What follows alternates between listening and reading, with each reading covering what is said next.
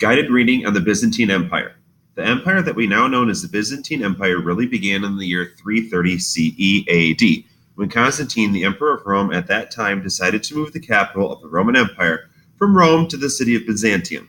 Byzantium was originally a Greek colony on the strait linking the Mediterranean to the Black Sea around what is now Turkey. Located on a peninsula and protected by water, this location was easier to defend than Rome. Constantine named the new capital after himself, Constantinople. Constantine was the emperor who made Christianity the official religion of Rome. In 476, when the larger Roman Empire fell apart, its eastern half managed to stay together for almost another 1,000 years. Although they did not call themselves the Byzantine Empire, historians began to use this name to separate it from the original Roman Empire. The citizens of this empire tended to see themselves as Roman and Christians, even though many of them spoke Greek instead of Latin. Byzantine elites were educated in Greek culture and history as well. The western part of the Roman Empire eventually fell, over 100 years after Constantine's rule.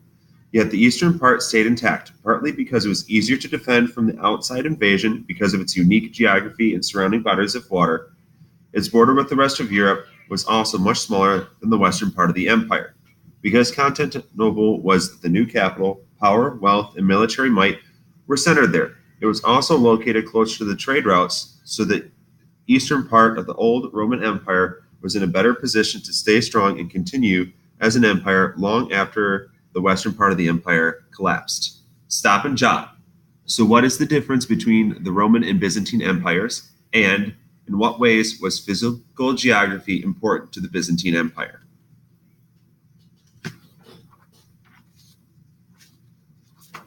Continuing. The split of Rome into east and west also affected the development of Christianity at this time. In 451 CE, a council of religious leaders split the Christian world into 5 areas called patriarchates, each one ruled by a different leader. The church in Rome was led by a patriarch, male leader or father figure, who would later be known as the Pope. The emperor of the Byzantine Empire was the religious leader of Constantinople and was head of both the Eastern Church and the government. There were 3 more regions that were eventually conquered by Islamic kingdoms, so the Byzantine Empire became the leader for Christians in the East.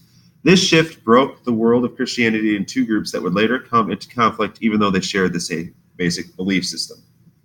Stop and jot. Why do you think religious leaders from the same belief system might have come into conflict with each other? The Byzantine Empire of Justinian. In 527, Justinian I became the emperor and ruled until he died in 565. He was the first powerful leader of the Byzantine Empire. In the years of his rule, his armies were able to increase the size of the empire by reconquering land lost when the Roman Empire broke up, including much of North Africa. Justinian also ordered the construction of many great monuments, including the domed Church of the Holy Wisdom, or Hagia Sophia, in 532 to 37 AD.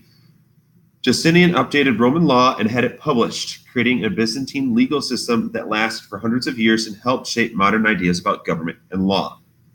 When Justinian died, the Byzantine Empire was the most powerful empire in Europe, even though it never came close to the size and power of the old Roman Empire had achieved. Nevertheless, because of the constant war it took to regain and hold territory, the government owed lots of money and was struggling to gather more resources. To bring in more money, later emperors taxed their citizens greatly. At the same time, the army was weakened and it had a hard time holding on to the newly gained territory.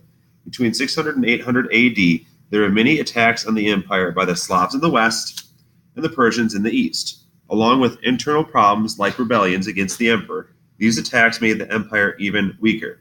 In 622, the religion of Islam was founded by the Prophet Muhammad in the city of Mecca, and this began a new period of conflict in which Christians and Muslims fought for control over territory in the eastern Mediterranean. By 700 CE AD, the Byzantine Empire had lost Syria, Jerusalem, Egypt, and North Africa. Turn and talk. How is Justinian similar to some of the Roman emperors of the past? How is his rule both similar to and different from the struggles emperors faced in Old Rome? During the late 10th and early 11th centuries, the Byzantine Empire enjoyed a time of greater peace and prosperity. Although it was smaller in size at this time than it had been under Justinian, there were lots of trade, and the empire was seen in a better light by its neighbors. Constantinople was the key city in world trade, and the arts flourished, and many people studied ancient Greek ideas and history. Greek became the official language of the state as well. At the same time, the church began to encourage more outreach and sent monks to convert people to Christianity in different areas, including Russia and the lands of the Slavs. At the end of the 11th century, the famous religious crusades began. The crusades were wars that centered on trying to regain land lost to Muslim kingdoms, and they pitted Christians against Muslims for close to 200 years. These wars were declared by Pope Urban II in France. European armies traveled to fight against Arabic Muslim kingdoms. They traveled through the Byzantine Empire and even fought alongside the Byzantine Empire for times as allies.